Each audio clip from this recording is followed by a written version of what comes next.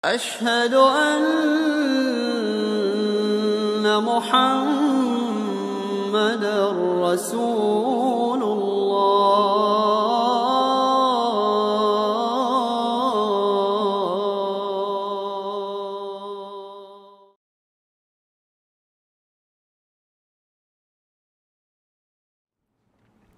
Bismillahirrahmanirrahim. Assalamualaikum warahmatullahi wabarakatuh. Alhamdulillahi rabbil alamin. Wassalatu wassalamu ala sayyidina Muhammadin ashrafil anbiya'i wal mursalin wa ala alihi wa ashabihi wa tabi'in wa tabi'ihim bi ihsanin ila yaumiddin. Ladies and gentlemen and students of Madrasah Masjid Bengkulan, whom I love dearly, my brothers and sisters in Islam, Alhamdulillah, let us first praise Allah subhanahu wa ta'ala for all the blessings that He has blessed us with. Alhamdulillah, today is a very special day for you, I believe. I was informed that this is the annual Madrasah Masjid Bengkulan Day, where we celebrate your success, where we cherish the effort that you have put throughout the year to achieve knowledge which we hope will be blessed by Allah subhanahu wa ta'ala with His rida and His barakah. Alhamdulillah, I'm very proud of your achievement. I'm very proud of the commitment that you have shown. And I was informed by the mosque officers that, Alhamdulillah, many of you, even though for this year 2020 classes were only conducted through Zoom online, but you have not shown any less in your commitment, in your discipline, in order to acquire knowledge in this deen of Allah subhanahu wa ta'ala. May Allah subhanahu wa ta'ala reward everyone for whatever achievement that you have made, Alhamdulillah.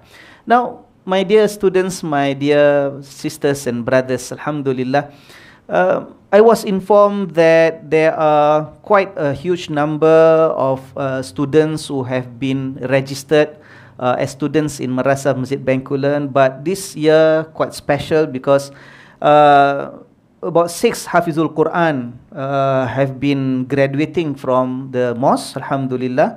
3 already went to Darul Quran and got certificate. And this year, 3 students finished memorizing Quran next to Darul Quran. And inshallah, alhamdulillah, waiting for the results. And inshallah, we hope that this will open more doors for more students to come and participate and be very proud students of Madrasah Masjid Bengkulan. But maybe a small advice or nasiha from me to everyone, inshallah, so that our journey in acquiring knowledge in the deen of Allah subhanahu wa ta'ala will be more meaningful and beneficial for everyone. Number 1. Whatever amount of information that we have received from our teachers, remember that that will be of no use if our intention is not pure, if our heart is not with ikhlas for Allah subhanahu wa ta'ala. Remember that very famous hadith of Rasulullah sallallahu alaihi wasallam, a hadith which all scholars, when they start writing their books, they will put this in front of the first page. When all scholars start to teach their students in whatever course or programs they will conduct, they will always mention this hadith where Rasulullah sallallahu alaihi wasallam said, "Innamal a'malu binniyat." Verily, every amal is based on the niyyah. If your niyyah is pure for Allah subhanahu wa ta'ala, you will gain whatever you wish to gain. Nearness to Allah subhanahu wa ta'ala, to gain His love, to gain His mercy, to get a place in His paradise.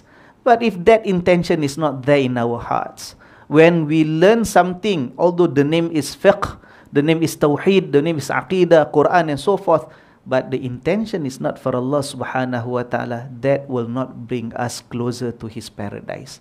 There is a hadith by Rasulullah sallallahu alaihi wasallam where the Prophet warned us by saying that whoever seek knowledge for any purpose of this world, not for Allah subhanahu wa ta'ala, then he or she will never get to smell the fragrance of the paradise.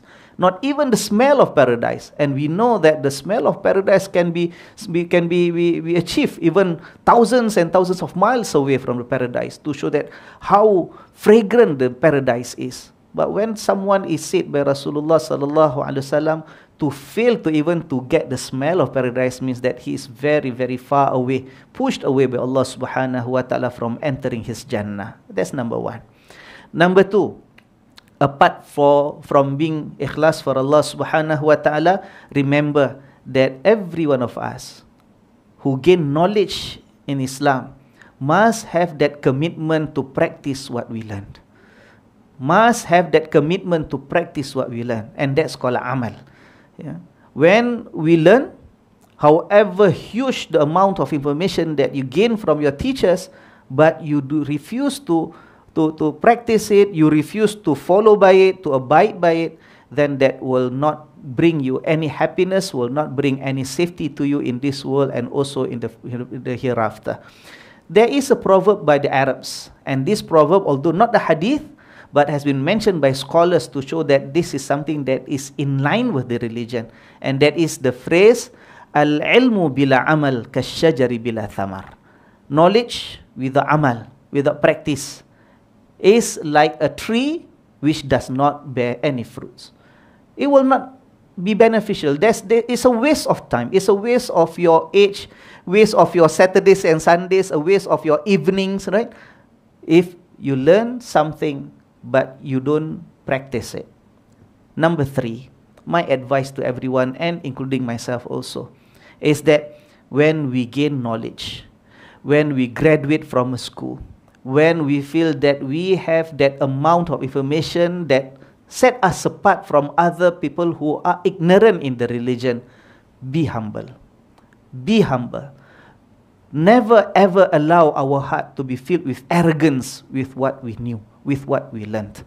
Because when a servant of Allah subhanahu wa ta'ala have that arrogance, means that this servant of Allah is trying to compete with Allah in His glory and His power.